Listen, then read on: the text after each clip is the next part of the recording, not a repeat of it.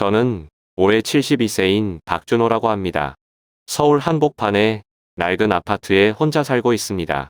이 집은 우리 부부가 함께 가꾸어 온 적이 있으며 아이들이 많은 추억으로 자란 곳이다. 하지만 시간이 흐르면서 아내는 병으로 일찍 사망했고 아이들은 미국에서 사업을 시작하고 다른 아이들은 결혼해서 그쪽 가족을 따라 정착했다. 처음에 그들은 여전히 정기적으로 전화를 걸어 안부를 묻고 매월 보조금을 보냈다. 하지만 세월이 흐르면서 통화가 줄어들고 메시지도 짧아졌습니다. 아빠 잘 지내요? 뭐 필요한 거 없으세요? 라고 물었을 때 제 대답은 아빠는 괜찮아요였습니다. 나는 모든 사람이 자신의 삶이 있고 더 이상 예전처럼 항상 내 옆에서 나를 돌볼 수 없다는 것을 이해한다. 아내가 죽은 후 처음 몇 년 동안 저는 노인들을 위한 모임에 참여하기 위해 노력했고 친구들과의 모임에서 즐거움을 찾으려고 노력했습니다. 하지만 저는 깨달았습니다. 모든 사람이 진정한 친구는 아니었고 모든 대화가 위안을 주는 것도 아니었지요. 많은 사람들은 성공한 자녀, 은행 예금, 해외여행만 자랑한다. 나는 점점 몸을 웅크리고 더 조용한 삶을 선택했다. 나는 내가 돈만 있고 내 자신을 돌볼 수 있다면 누구에게도 의지할 필요가 없다고 믿는다. 나는 은행을 믿어본 적이 없다. 나는 거기에 돈을 보낼 생각을 하면 항상 불안하다. 얼마나 많은 사기 사건, 얼마나 많은 이야기가 부당하게 돈을 잃었는지 나는 모두 읽었다. 나 같은 노인들은 기술을 잘 모르거나 잘못 누르거나 누군가에게 이용당하면 평생을 축적할 수 있다. 그래서 나는 스스로에게 말했다. 내 돈, 내가 지키는 것이 가장 안전해. 아무도 몰라, 아무도 못 받아. 저는 위험을 예방하기 위해 집 여기저기에 돈을 보관하기 시작했습니다. 500만 원은 금고에 있고 잘 잠그고 비밀번호는 저만 알고 있어요. 1000만 원은 옷장 깊숙이 감춰둔 천주머니에 쌓여 있다. 아무도 혼자 사는 노인의 방석을 뒤집어 놓지 않을 거라고 생각하면서 300만 원을 매트리스 밑에 깔았다. 그러나 가장 안심이 되는 것은 여전히 바닥에 숨겨둔 큰 돈 꾸러미이며 촉촉하지 않도록 여러 겹의 비닐봉지에 잘 쌓여 있다. 나는 탁자를 그 위에 올려놓았는데 아무도 예상하지 못했다. 나는 돈이 숨겨져 있는 곳을 다시 확인할 때마다 안심이 된다. 돈 뭉치를 만지는 느낌은 내가 여전히 이 삶을 통제할 수 있다고 믿게 만들었다. 나는 외로움이 두렵지 않고 언젠가 내 자신을 돌볼 돈이 없을까봐 두려울 뿐이다. 하지만 제가 틀렸습니다. 하얗게 될 정도로 틀렸다. 그날은 평범한 아침이었고 평소처럼 일찍 일어나서 커피 한 잔을 타다가 갑자기 생각나서 돈을 확인하지 못했다. 나는 옷장을 열었는데 1000만 원이 든 가방은 더 이상 거기에 없었다. 내 심장이 버뛰기 시작했다. 300만 원을 넣었던 침대 밑을 내려다보며 이불도 뒤집어 썼다.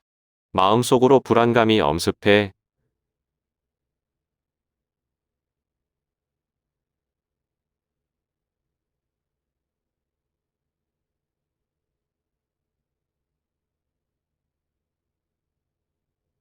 속이 비었어요. 방구석에 있는 책상을 걷어내고 그동안 숨겨왔던 바닥을 쓸어 올렸을 때 손이 떨렸다. 제가 비닐봉지를 열었을 때 남은 것은 단지 몇 조각에 찢어진 먼지뿐이었습니다. 돈이 한 장도 남아있지 않아요. 나는 바닥에 주저앉아서 머리가 멍해졌다. 저는 제가 그 돈을 옮겼는지 누군가에게 도움을 주었는지 기억하려고 노력했습니다. 하지만 전 여기 숨겼다고 확신합니다. 제가 산책을 나갔을 때 도둑이 들었을 수도 있고 제가 어디에 돈을 보관했는지 아는 가까운 누군가가 있었을 수도 있습니다. 하지만 지금은 돈이 없어졌기 때문에 무슨 생각을 해도 소용없다. 나는 내가 철저한 준비를 하고 자신을 보호하기 위해 신중하게 계산한 줄 알았는데 알고 보니 내가 가장 주관적이었다. 수년 만에 처음으로 나는 정말 무기력함을 느꼈다. 나는 손에 남은 돈이 하나도 없고 증거가 하나도 없기 때문에 경찰에 신고할 방법을 모른다. 집은 여전히 손상되지 않았고 뒤진 흔적도 없었고 자물쇠도 열리지 않았다. 만약 제가 누군가에게 이 이야기를 한다면 그들은 믿을까요? 아니면 그들은 내가 늙고 혼란스럽고 스스로 잃어버리고 또 남았다고 생각할까? 나는 빈 방에 조용히 앉아 창 밖을 내다보았다. 서울은 여전히 분주하고 바깥의 삶은 아무 일도 일어나지 않은 것처럼 계속됩니다. 하지만 제게 세상은 제가 잃은 돈만큼 무너졌습니다. 사실을 받아들이는데 시간이 좀 걸렸다.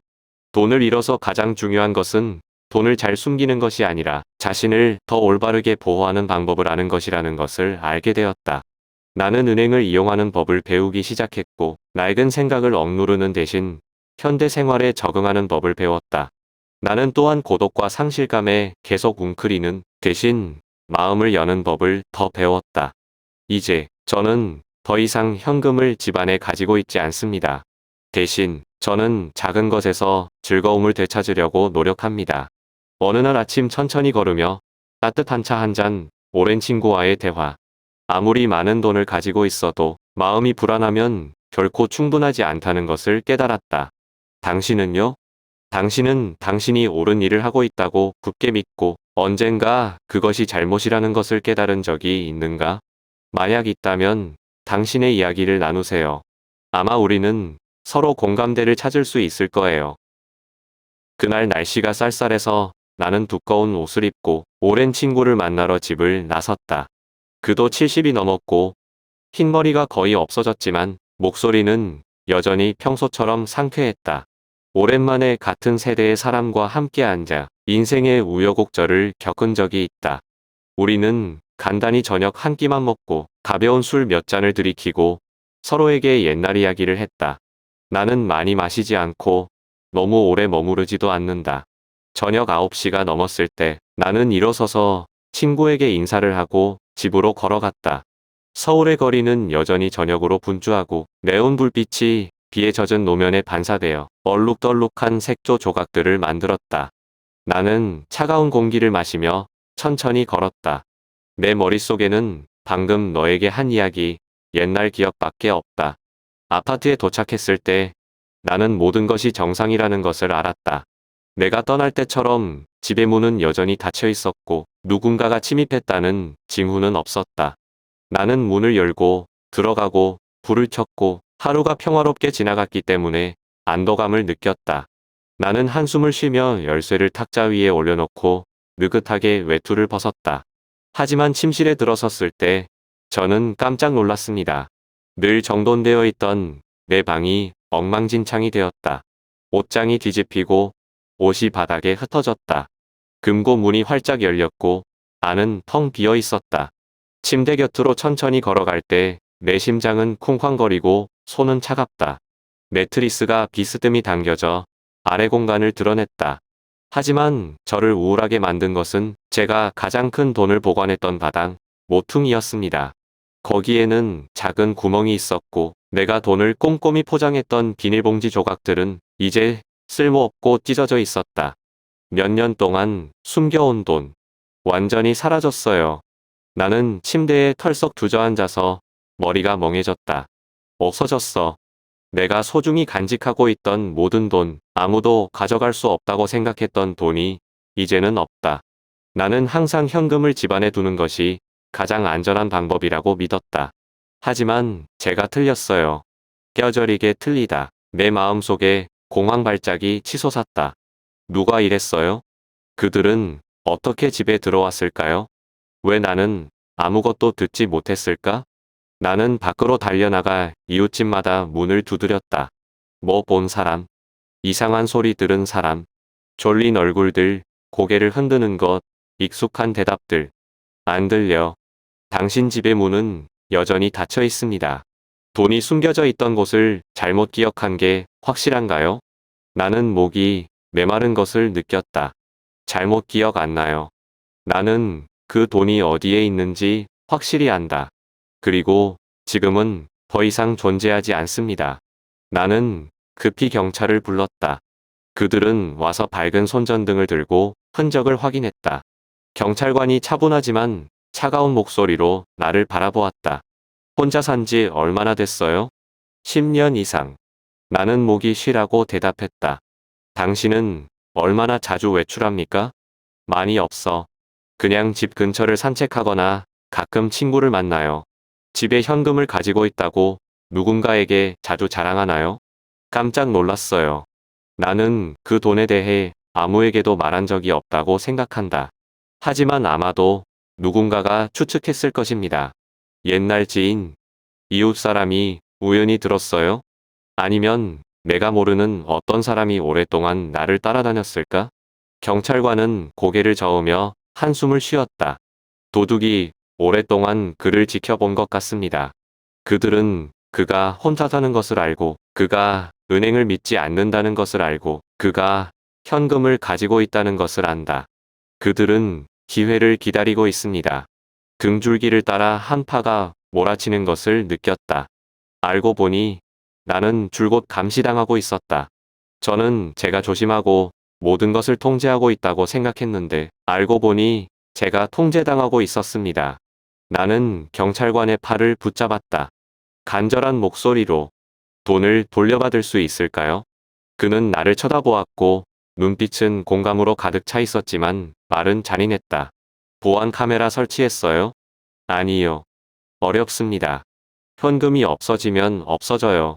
저는 손을 놓습니다. 그 말은 내 마음을 단칼에 찔렀다. 저는 한 푼 한 푼 모으는데 평생을 바쳤습니다. 나는 내가 돈을 손에 쥐기만 하면 결코 노후를 걱정하지 않아도 된다고 믿었던 적이 있다.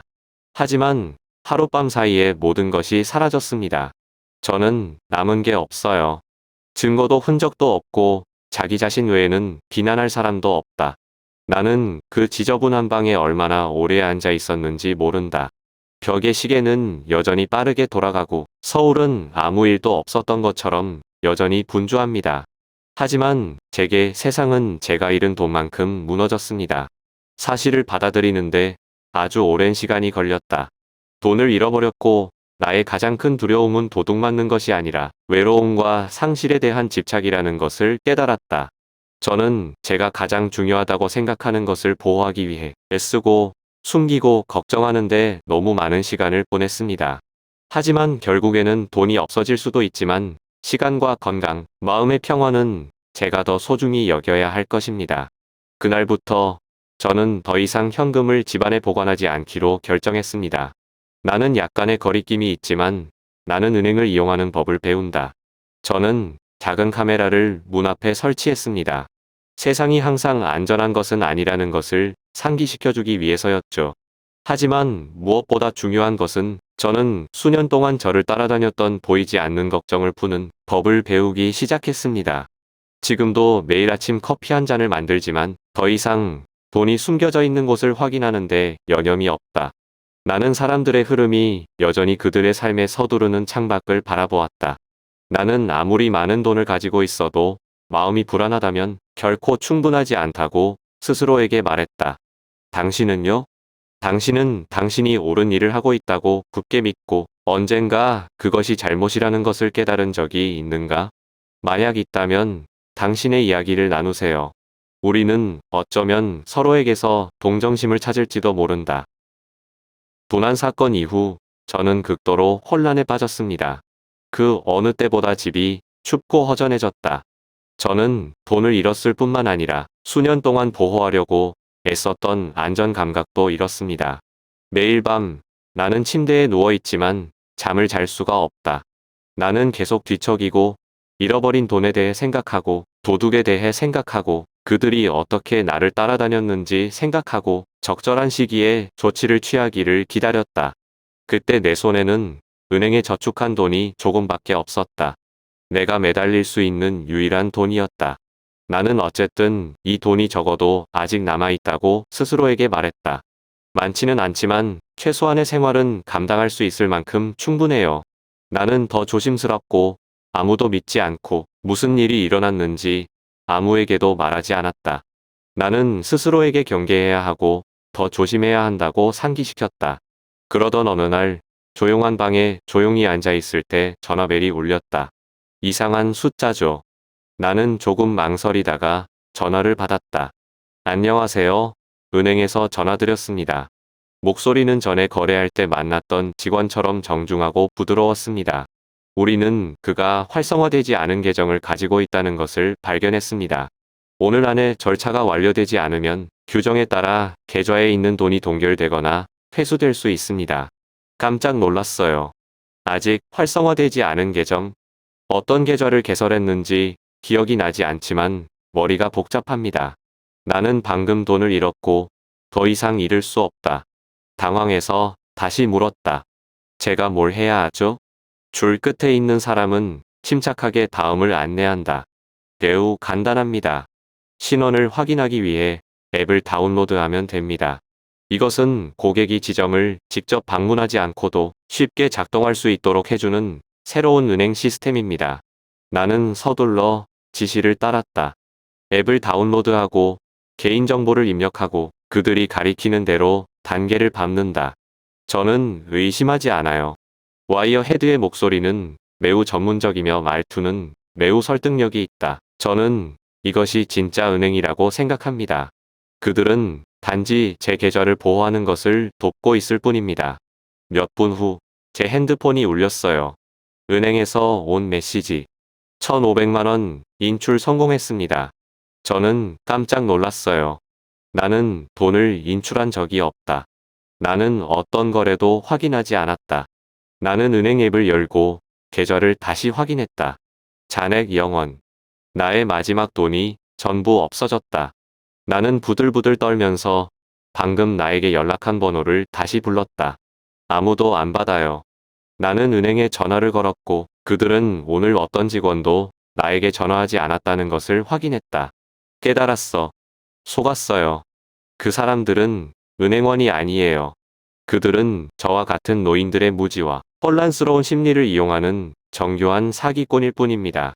그들은 제가 돈을 잃는 것을 두려워하고 있다는 것을 알았고, 제가 남은 돈을 보호하기 위해 무슨 짓이든 할 것이라는 것을 알았고, 그들은 그 두려움을 완벽하게 이용했습니다. 저는 모든 것을 잃었어요. 한 푼도 없어요. 나는 한 푼도 아끼기 위해 평생을 모았고, 한 달도 안 돼서 모든 것을 잃었다. 내 현금을 훔쳤어요. 사기쳐서 은행에서 마지막 돈을 인출하다. 저는 완전히 빈손이에요.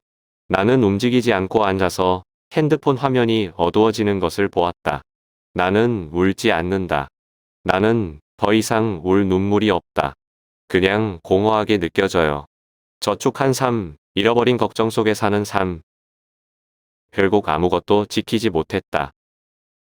저는 생각했죠. 난 바보가 아니야. 저는 평생 동안 조심스럽고 계산적이며 낭비하지 않고 허황된 것을 믿지 않았습니다. 그러나 결국 나는 여전히 모든 것을 잃었다. 그리고 더 고통스러운 것은 저 혼자만이 이런 상황에 처한 것이 아니라는 것입니다. 대구의 한 76세 할머니는 평생을 집안에 현금을 보관하며 보냈다. 그녀는 은행을 믿지 않았고 보험도 믿지 않았다. 그러던 어느 날 그녀의 오래된 나무집에 갑자기 불이 붙었다. 할머니가 평생 먹여 살릴 줄 알았던 현금 2억 원은 순식간에 잿더미에 불과했다. 보험도 없고 되찾을 방법도 없고 그 노부인은 저처럼 모든 것을 잃었습니다. 구멍가게 주인이었던 인천의 70대 노인은 수년간 50억 원을 모았다. 그는 낭비하지 않았고 도박을 하지 않았고 어리석은 짓을 하지 않았다. 그러나 누군가가 그에게 와서 10배의 이익을 보장하는 새로운 전자화폐인 희귀한 투자 기회에 대해 이야기했습니다. 그 노인은 기술을 잘 몰랐지만 사람들이 너무 설득력 있게 말했기 때문에 사람들을 믿었다. 그는 생각했죠. 명백한 계약서가 있고 서류도 있고 속아 넘어가는 것도 아니고. 그런데 불과 몇 달 후 그 회사는 사라졌고 웹사이트도 존재하지 않게 되었습니다. 그가 평생 모은 돈이 갑자기 0으로 바뀌었다. 이 두 이야기는 수없이 많은 다른 이야기들 중에 하나일 뿐입니다. 매년 저와 같은 노인 수십만 명이 비슷한 방법으로 사기를 당합니다. 어떤 사람들은 도둑 맞았고 어떤 사람들은 은행원으로 가장된 사기꾼들에 의해 침입했으며 어떤 사람들은 안전한 아이디어로 인해 완전히 잃었다. 왜 우리가 목표일까요? 우리는 약하기 때문에. 왜냐하면 우리는 기술을 잘 모르기 때문입니다. 우린 사람을 믿으니까. 사회는 너무 빨리 변했고 우리는 그것을 따라가지 못했습니다. 우리는 클릭 한 번으로 가짜 전화 한 통으로도 평생의 전 재산을 앗아갈 수 있는 세상에서 우리 자신을 보호하는 방법을 모른다. 우리는 한때 돈을 집에 두는 것이 안전하다고 믿었다. 우리는 흑백 종이가 있는 것은 가짜일 수 없다고 믿었습니다. 우리는 한때 사람들이 여전히 선함으로 서로를 대한다고 믿었다. 하지만 저는 씁쓸하게 깨달았습니다. 현금을 유지하는 것은 저를 안전하게 해주지 못한다는 것을요. 그것이 저를 먹이로 만들었습니다. 저는 동정심을 가지기 위해 이 이야기를 하는 것이 아닙니다. 나는 누구도 나를 동정하거나 아쉬워할 필요가 없다. 나는 더 이상 나와 같은 상황에 처한 사람을 원하지 않기 때문에 말했다. 경고하려고 얘기했어요.